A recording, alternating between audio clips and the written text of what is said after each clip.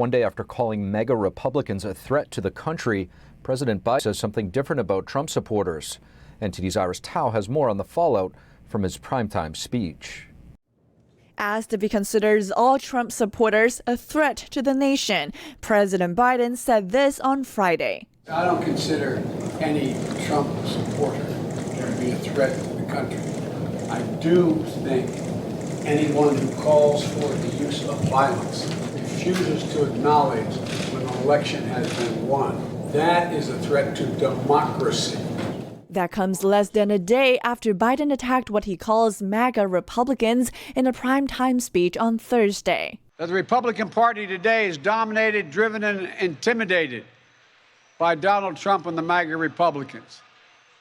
And that is a threat to this country. Those remarks getting polarized reactions. While Democratic House Speaker Nancy Pelosi calls it an inspiring speech that makes clear our democracy is on the line, House Republican leader Kevin McCarthy says the first lines out of his mouth should be to apologize for slandering tens of millions of Americans as fascists. Others criticize Biden for placing Marines behind him. If you don't want the so-called MAGA Republicans or any Republicans to be politicizing the military, then you shouldn't do it yourself. The White House, however, said Friday that having Marines during the speech was intended to demonstrate the deep and abiding respect the president has for these service members. And Biden's Thursday speech will be followed by a Saturday rally in the same state by the MAGA Republican at the center of his speech, former President Donald Trump. Trump is rallying there with gubernatorial candidate Doug Mastriano and Senate candidate Mehmet Oz, or what's dubbed the entire Pennsylvania Trump ticket. Reporting in Washington, D.C., Iris Tao, NTD News. The president gave a speech at a time when the country is as divided as ever. To assess the speech, we're happy to have Texas Congressman Louis Gohmert. Congressman Louis Gohmert, thank you so much for joining us. Oh, it's my pleasure. Thanks for having me. Congressman, President Biden's speech last night, White House spokesperson Karine Jean-Pierre was asked about the presence of the military behind the president with this rather ominous backdrop. They say optics are everything. How did it come across to you? Well, it was a backdrop that any leader would be proud of if that leader were of the former Soviet Union. You had the red backdrop. It looked wonderful, like the Kremlin stars, the red stars. And yeah, it looked like something any Soviet leader would have been proud to display and have as part of their history. But as a historian, somebody who's never quit studying history since I majored in it in college, to me, it's frightening for what the voting is. It's something. It's the kind of thing, and I know we hate inappropriate comparisons to Hitler, but for those who know history, they know he was demagoguing his opponents. He was setting them up to get criticism. And then, as historically people give credit to Hitler for setting the Reichstag building on fire, he had been condemning his opponents, and so then it was easy to blame them for setting that fire, which allowed him to accumulate power and go after his enemies and shut them down. So we cannot allow them, no matter what Biden does, what he says, what the DOJ says, no matter how Gestapo-esque their tactics become, we can't let them provoke us into any violence, no matter what. We cannot do that. It's an excellent point, Congressman. Nobody ever wants to see any violence under any circumstances. Right. Do you think this speech will ultimately help or hurt the Democrats in the upcoming elections? Well, I don't think it was to help or hurt them other than to set up conservatives so that they can be the scapegoat for anything that happens. And by the way, Steve, if I could refer back to the raid on Mar-a-Lago, people, the DOJ is saying, oh, he was trying to take documents he had no right to. Well, this is the first time I'm aware of in history where the intel community and the DOJ did not recognize the president's declassification of documents. And I would submit that he was not trying to hide documents by taking them and having them at Mar-a-Lago. He knows if there's anything that was against Trump, even in the least bit, it already got leaked. There were people in the National Security Council, over 400 members, so many of them hated Trump. They already leaked it if it was the least bit condemning or would help make controversy out of Trump. Those are already out there. The things that he wanted to preserve were the things that would just show exactly what happened in those times that Trump was being accused of impropriety. He saw a need to preserve documents that would show his innocence of things he was charged with. So I think those documents were in much safer hands with Trump than they are in DOJ or Intel hands, or even now that we know even people at the National Archives will lie to try to set up Trump. Congressman, if I could ask you a technical question, along with studying history in college, you also went on to study law. Before coming to Congress, you were a judge. The special master request in the Trump raid, the judges delayed that decision. How should this be perceived? Is this a normal flow of events? Well, it's not unusual to have decisions delayed by courts. But what was unusual was to have the FBI grab this material, a lot of which was privileged, and they knew there was privileged material there. And they knew the outcome of the appeals in the William Jefferson case. Obviously, William Jefferson was guilty. There was plenty of evidence from which to convict him. But Mueller, as FBI director, conducted a raid on his congressional office and seized all kinds of stuff. And they said, and we've set up a Chinese firewall. We're going to have members of the Justice Department go through those documents, and anything that's privileged, we'll have them set it aside. And then the prosecutors won't see that. And the appellate court said, no, you can't do that. You can't have that firewall within your own set of prosecutors. So they knew what they were doing was wrong. That, of course, was legislative versus executive. But in this case, you have attorney-client privileged documents, and they didn't care. And they knew they'd better get through them before the court had a chance to rule, so they could see everything that were in those sets of documents. So that's not unusual that a court would delay. It was unusual that the FBI could work so quickly to get through the documents so they could see all the privileged material that they wanted to. Congressman Louis Gohmert, thank you so much. Thank you. Thanks for having me on, Steve. Thank you. Mark Meckler, president of Convention of States, also joins us now to assess President Biden's speech. Mark Meckler, thank you so much for joining us. Thank you for having me. Mark, reactions still coming in from the president's primetime speech last night. What are your thoughts? I'm truly an extraordinary moment in American history. First of all, the set piece and the way it was set up was outrageously bad. I mean, if you could not have a more fascistic setup with the red and black background, it looked like something straight out of the Fourth Reich or something. And so I think that was a mistake. I don't think that was intentional, but I think whoever set that thing up should be in a lot of trouble for doing that. Second, it was very dark. Its overtones were, I would argue, fascist as well. They were demonizing half of the American population, saying half of the American population are essentially a threat to democracy. I think this marks a dangerous turning point in modern American history. Mark, the term extreme MAGA Republicans seems to be strategically crafted, possibly through focus groups.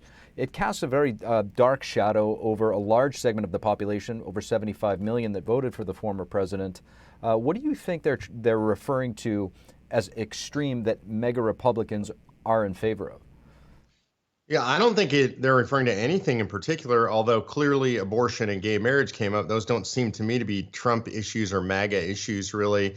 I think what they're actually referring to is pure politics. This was supposed to be a speech about the soul of America and reaching out and trying to unite the soul of America. That's what it was billed as. Look, in the Daily Beast, they said you can't give a speech about the soul of America and then turn it into a campaign speech where you attack half of America. If you've lost the Daily Beast, then I think you've lost America. Mark, to your point, we hear a lot about the talk of democracy being at stake, yet we're seeing a shift, as you just mentioned, in political rhetoric that's unprecedented, really, with elected officials directly targeting voters.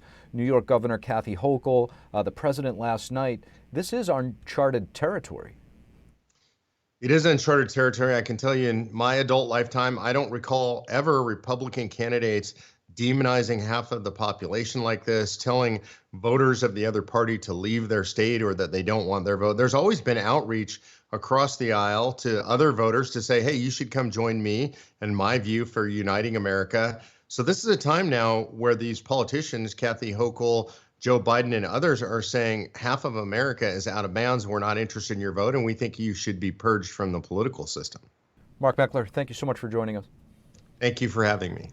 The Justice Department released a detailed list of what it took from former President Trump's home during the Mar-a-Lago raid. It included over 11,000 documents and photographs without classified markings. The list included over 100 classified documents and an executive grant of clemency to Roger Stone. There were also newspapers, clothing, empty folders marked classified, military documents, and books. A Trump spokesperson says that the list shows that the raid was not a confined search, but instead a smash and grab. Florida federal judge Eileen Cannon ordered the release of the list. She's also deciding whether or not to appoint a special master to check for documents protected by attorney-client privilege or executive privilege. The CDC, without much fanfare, has reversed course on major guidance regarding COVID-19. Among other things, they're no longer differentiating on vaccine status because of the occurrence of breakthrough infections. Discussion about COVID-19 vaccines on social media has gotten many banned or censored, and big tech is back in the spotlight for censoring the Hunter Biden laptop story, which turned out to be real. To discuss, we have founder of Social Media Freedom Foundation, Jason Fick. Jason Fick, thank you so much for joining us on the Capitol Report. Thank you, Steve. Jason, big tech censorship is back in the spotlight, most recently because Mark Zuckerberg has admitted to suppressing the Hunter Biden laptop story. How widespread is this censorship? Well, as you know, Steve, we've been working on the Section 230 problem for a long period of time. A lot of people are looking at this from essentially outside state action, where they're being acted, they're acting upon directives from a state. And that's what Mark Zuckerberg, has basically admitted to is that they did act at the behest of the state.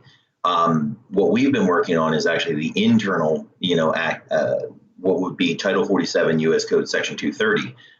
The directive to act at the behest of state is actually in the statute itself. So realistically, these companies have been acting, as state agents for a long period of time. It's just a matter of the general populace is starting to finally catch up. As you mentioned, there's a complex behind-the-scenes legal battle going on right now when it comes to Section 230 that you've been at the forefront of when it comes to big techs receiving the benefits of being a platform while acting as a publisher. Break this down for us a bit. So I sued Facebook back in 2018. We took the case all the way to the Supreme Court, and they dismissed it wrongly. They said that I was treating them as a publisher, but there's semantics. They say every word of the law matters. Well, I was treating them as a publisher. I was not treating them as the publisher. In my circumstance, that makes a major difference based on one preposition.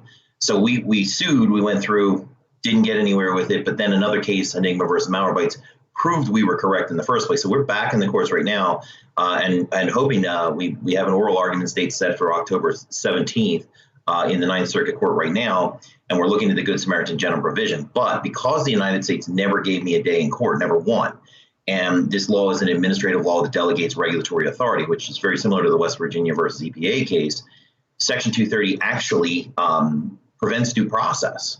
So as you know, I stood at the Capitol steps with Congressman Gohmert, and announced back in April that we had filed a constitutional challenge of Section 230. This is for all the marbles. This will determine whether or not Section 230 is or is not constitutional. We have a set date for September 13th for the Attorney General's office to reply. So we're going to see what the executive branch's position on this law is. But as you also know, is we went up there and announced probably one of the most monumental cases in modern history, and the mainstream media ignored it. It relatively hasn't been even mentioned by any of the media. Jason, you've also been requisitioned to write a replacement to the current terms of 230. What does the proper rendering of this code look like to you? So we had to look at it from the standpoint of what's wrong. And unfortunately, most people don't even know how the law itself works. I mean, for example, Good Samaritan general provision, most people have no idea what that application is. And it's something called an intelligible principle. So you have to first know what's wrong. When you know what's wrong, then you know how to fix it. And the basic general consensus, or I would say that the generalization as to what I did with the law on what we're calling the Online Freedom Act is to restore everybody's freedoms. And you have to look at it as being it's broad and it's exploitable. And essentially, because of its exploitation being so vague, the courts have been largely unable to control it. So it's gone, completely haywire, and they can do whatever they want. Well, it's not a matter of scrapping it. It's a matter of narrowing down and adding qualifications, strict mandates, and procedural safeguards, very much like a normal commission would have. And we've gone ahead and done that with the Online Freedom Act. It's a very convoluted topic. We appreciate you providing some clarity on it. Jason Fick, thank you. Thanks, Steve. Doug Mastriano, Republican candidate for Pennsylvania governor, filed a lawsuit against the January 6 committee Thursday. He's seeking to block the panel from compelling him to sit for a deposition. Mastriano, endorsed by Trump, attended the January 6th rally in 2021. He never entered the Capitol building and has not been charged with anything. His lawsuit argues that the January 6th committee does not have the authority to compel depositions. The filing says the committee lacks a ranking minority member chosen by Republicans. Upon the committee's formation, House Speaker Nancy Pelosi rejected Republican leader Kevin McCarthy's nominations. Instead, she chose 2 Republicans to sit on the committee.